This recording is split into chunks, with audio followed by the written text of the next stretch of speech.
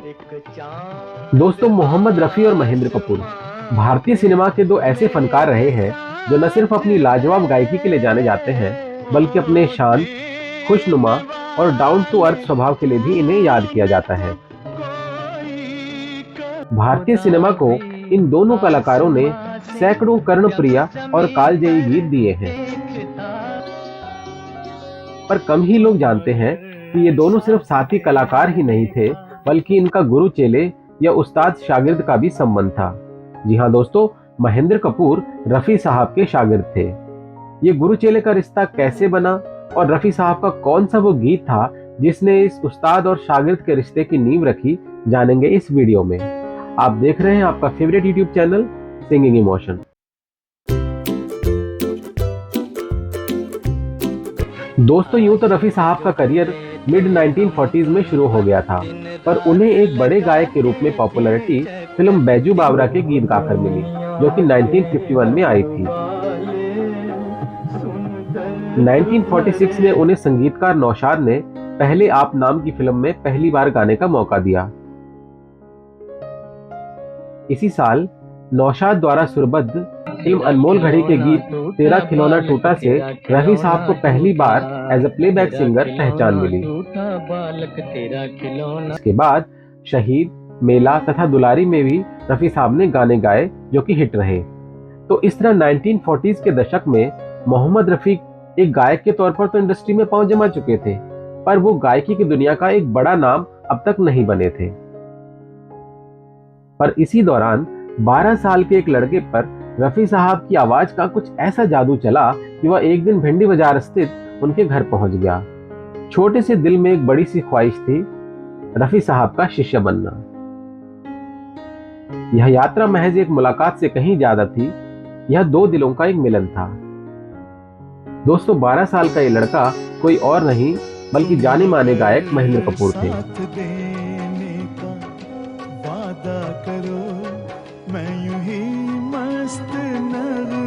महेंद्र कपूर के बेटे रूहान ने इस गुरु शिष्य के पवित्र रिश्ते के बारे में कई दिलचस्प बातें बताई। उन्होंने बताया कि कैसे उनके पिता 12 साल की उम्र में जुगनू फिल्म का गाना सुनकर इतने प्रभावित हुए कि वे रफी साहब को ढूंढने निकल पड़े थे। दिल में घर बसाया था। रफी साहब और महेंद्र जी की पहली मुलाकात का यादगार किस्सा सुनाते हुए रूहान कहते हैं कि मेरे पिता महेंद्र कपूर ने जब रफी साहब को पहली बार सुना तब वह सिर्फ 12 साल के थे। ये गाना था यहाँ बदला वफा का बेवफाई, जो 1947 में आई फिल्म जुगनू से था, जिसमें नूरजहां जी के साथ रफी साहब ने ये ड्यूएट सॉन्ग गाया था। इस गाने ने बालक महेंद्र कपूर को इतना प्रभावित किया कि वह भिंडी बाजार में रफी साहब के घर की तलाश में निकल पड़े। घर के बाहर बहुत सिंपल कपड़े पहने एक व्यक्ति ने उनका स्वागत किया। महेंद्र जी ने उस सिंपल आदमी से कहा कि मैं मोहम्मद रफी साहब से मिलना चाहता हूं।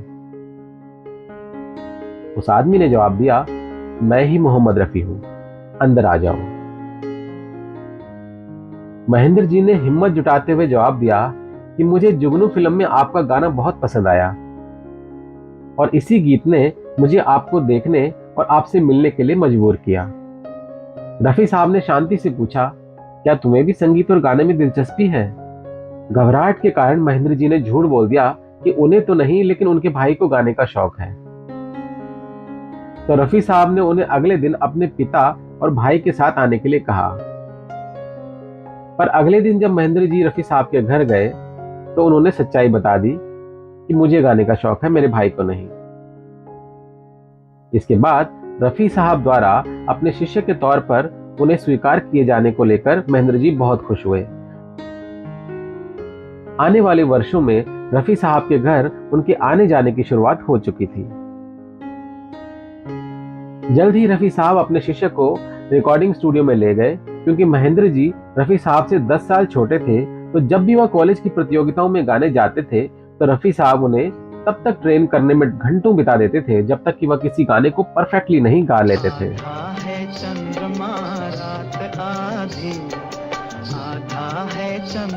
रफी साहब ने महेंद्र कपूर को सिर्फ एक गायक नहीं बल्कि एक दोस्त और एक मेंटोर के रूप में अपनाया।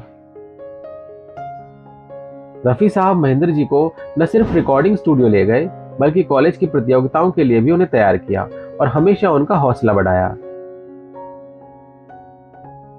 महेंद्र कपूर जी के लिए रफ़ी साहब जैसे परफेक्शनिस्ट की गाइडेंस में ट्रेनिंग लेना गर्व का विषय था। रफ़ी साहब के मार्गदर्शन में महेंद्र कपूर ने पंडित हुसन लाल और पंडित तुलसीराम शर्मा जैसे शास्त्रीय संगीत के दिग्गजों से प्रशिक्षण लेना शुरू कर दिया।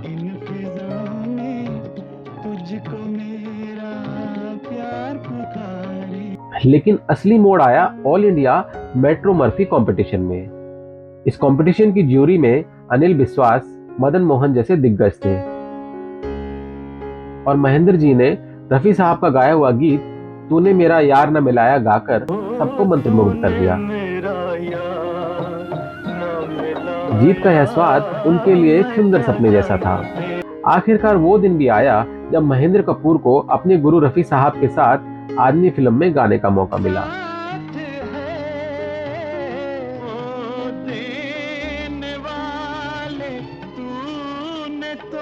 ये गाना था कैसी हसीन आज बहारों की रात है। यह गाना पहले रफ़ी तलत महमूद के ड्यूएट के रूप में रिकॉर्ड किया गया था, लेकिन अभिनेता मनोज कुमार तलत साहब के गाए हुए वर्जन से थोड़ा संतुष्ट नहीं थे, इसलिए महेंद्र जी से यह गीत दोबारा गवाया गया। ये एकमात्र गीत था जो रफ़ी साहब और महेंद्र कपूर दोनों ने साथ में गाया।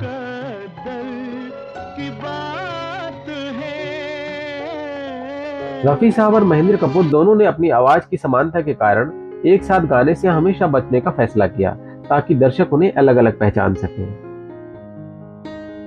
महेंद्र जी के बेटे रूहान कपूर एक घटना का जिक्र करते हुए बताते हैं कि कैसे उनके पिता ने लंदन के रॉयल एल्बर्ट हॉल में अपने पहले शो के दौरान रफ़ी साहब के बेटों सईद और खालिद को माला पहनाकर उन्हें सम्मानित किया और उन्हें रफ़ी साहब की जगह मानते हुए उनके पैर तक छुए। इस भावना ने दर्शकों को गहराई से प्रभावित किया था। रफ़ी साहब महेंद्र कपूर के दादा दादी का भी बहुत सम्मान करते थे। वे अक्सर उनके घर आते और उनकी बनाई हुई छोले भटूरे का स्वाद लेते थे।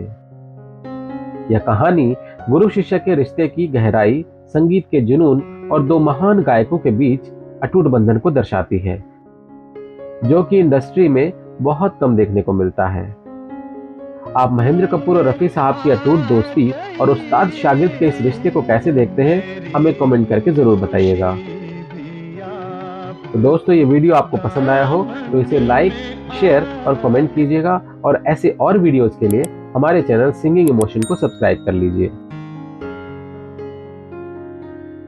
जल्दी ही मिलते हैं एक और नए वीडियो के साथ। तब तक अपना बहुत बहुत ख्याल रखिएगा। Thank you for watching.